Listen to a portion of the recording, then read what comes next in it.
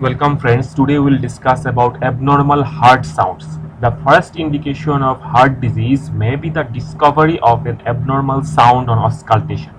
This may be incidental, for example during a routine childhood examination, or may be prompted by symptoms of heart disease. Clinical assessment. The aims of clinical assessment are firstly to determine if the abnormal sound is cardiac, secondly to determine if it is pathological, and thirdly to try to determine its cause. Is the sound cardiac? Additional heart sounds and murmurs demonstrate a consistent relationship to a specific part of the cardiac cycle, whereas extracardiac sounds such as pleural rap or venous hum do not. Pericardial friction produces a characteristic scratching noise termed a pericardial rap, which may have two components corresponding to atrial and ventricular systole and may vary with posture and respiration. Now, features of a benign or innocent heart murmur. The features are soft, mid-systolic, hard at left sternal edge, no radiation, no other cardiac abnormalities. Now, is the sound pathological? Pathological sounds and murmurs are the product of turbulent blood flow or rapid ventricular filling due to abnormal loading conditions. Some added sounds are physiological but may also occur in pathological conditions. For example, a third sound is common in young people and in pregnancy but is also a feature of heart failure. Similarly, a systolic murmur due to turbulence across the right ventricular outflow tract may occur in hyperdynamic states such as anemia or pregnancy, but may also be due to pulmonary stenosis or an intracardiac shunt leading to volume overload of the right ventricle, such as an atrial septal defect. Benign murmurs do not occur in diastole, and systolic murmurs that radiate are associated with a thrill are almost always pathological. Now, what is the origin of the sound? Timing, intensity, location, radiation, and quality are all useful clues to the origin and nature of an additional sound or murmur. Radiation of a murmur is determined by the direction of turbulent blood flow and is detectable only when there is a high velocity jet, such as in mitral regurgitation, radiation from apex to axilla, or aortic stenosis, radiation from base to neck.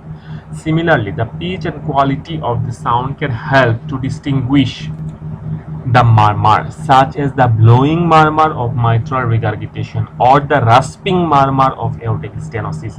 The position of a murmur in relation to the cardiac cycle is crucial and should be assessed by timing it with the heart sounds, carotid pulse, and apex beat. Now, how to assess a heart murmur? When does it occur? Time the murmur using heart sounds, carotid pulse, and the apex beat.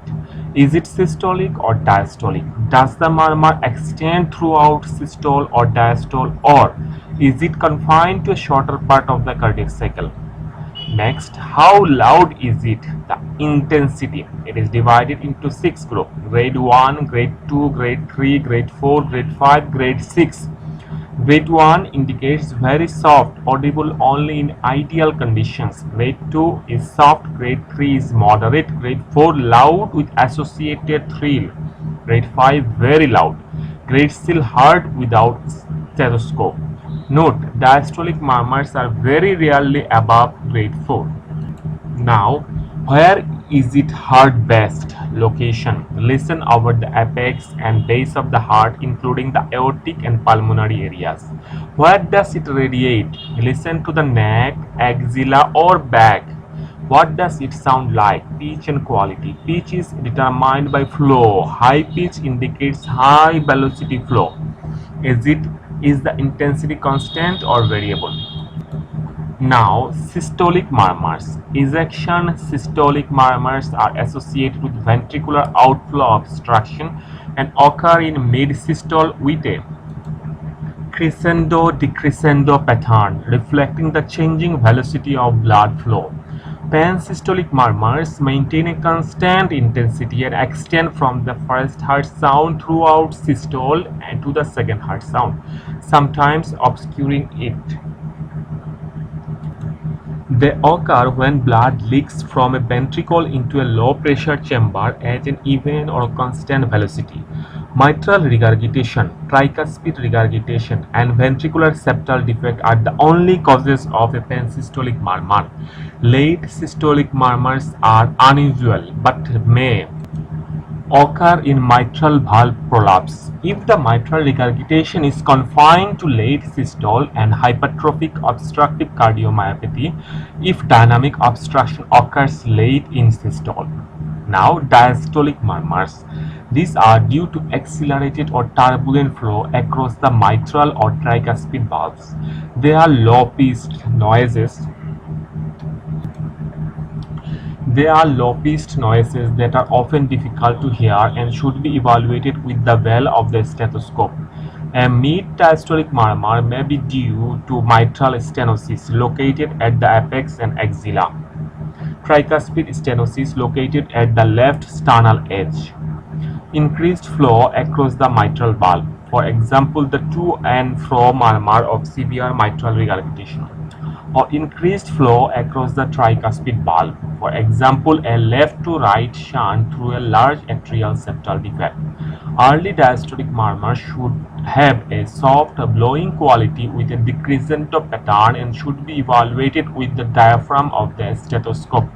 They are due to regurgitation across the aortic or pulmonary valves and are best heard at the left sternal edge with the patient sitting forwards in inhaled expiration.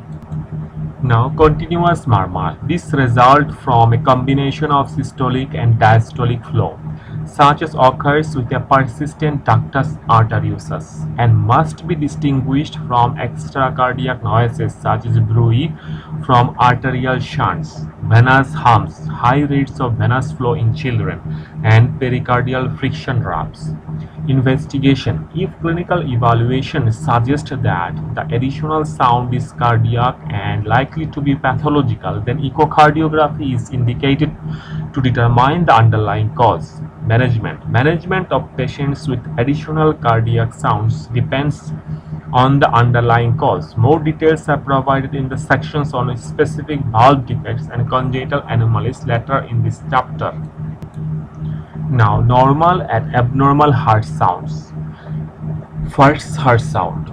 Timing onset of systole. Characteristic usually single or narrowly split. Closure of mitral and tricuspid valves.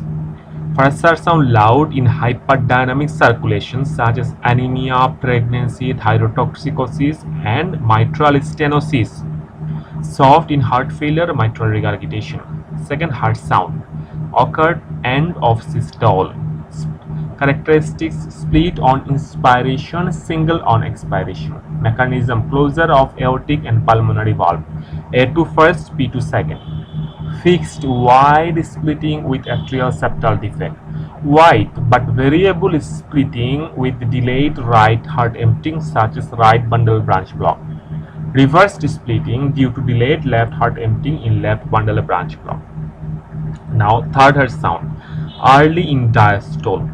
Just after S2, low pitch often heard as gallop from ventricular wall due to abrupt cessation of rapid filling. Physiological in young people, pregnancy. Pathological in heart failure or mitral regurgitation. Fourth heart sound, S4. End of diastole just before S1. It is low pitch. Occurs due to ventricular origin, stiff ventricle and augmented atrial contraction related to atrial filling. Absent in atrial fibrillation, a feature of severe left ventricular hypertrophy. Now, systolic clicks occur in early or mid systole. Its brief, high-intensity sound occurs due to valvular aortic stenosis, valvular pulmonary stenosis, floppy mitral valve, prosthetic heart sounds from opening and closing of normally functioning mechanical valves. Click may be lost when stenotic valve becomes thickened or calcified. Prosthetic clicks lost when valve obstructed by thrombus or vegetations. Opening snap occurs in early in diastole. Characteristics high pitch brief duration. Occurs in opening of stenosed leaflets of mitral valve. Prosthetic heart sounds. Moves closer to S2 as mitral stenosis becomes more severe. May be absent in calcific mitral stenosis. Now, features of some common systolic murmurs. The aortic stenosis occurs in mid-systolic, that is loud rasping, location and radiation base and left sternal edge, radiating to suprasternal notch and carotids. Associated feature single second heart sound, ejection click in young patients, slow rising pulse, left ventricular hypertrophy, pressure overload. Mitral regurgitation, it is pansystolic murmur, blowing in quality, located in apex, radiating to axilla. Here is soft first heart sound is soft, third heart sound present, left ventricular hypertrophy due to volume overload. Ventricular septal defect, there is pansystolic murmur, harsh murmur, lower left sternal edge, radiating to whole pericardium. There is presence of thrill and biventricular hypertrophy. And benign murmur is mid-systolic, soft in quality, left sternal edge, no radiation, no other signs of heart disease. Here is the relationship of the cardiac cycle to the ECG, the left ventricular pressure wave, and the position of heart sounds. The first heart sound, second heart sound, third heart sound, fourth heart sound, there is presence of ejection click or opening snap sound, the opening sound of aortic prosthesis, mid-systolic click, opening snap in mitral stenosis or mitral prosthesis. Now the timing and pattern of cardiac murmurs. Ejection systolic murmur, that is aortic stenosis, pulmonary stenosis, aortic or pulmonary flow murmurs. Pansystolic murmurs, examples are mitral regurgitation, tricuspid regurgitation, ventricular septal defect. Late systolic murmur, example mitral valve prolapse. Early diastolic murmur, aortic or pulmonary regurgitation. Mid-diastolic murmur occurs in mitral stenosis, tricuspid stenosis, mitral or tricuspid flow murmur. Thank you, friends.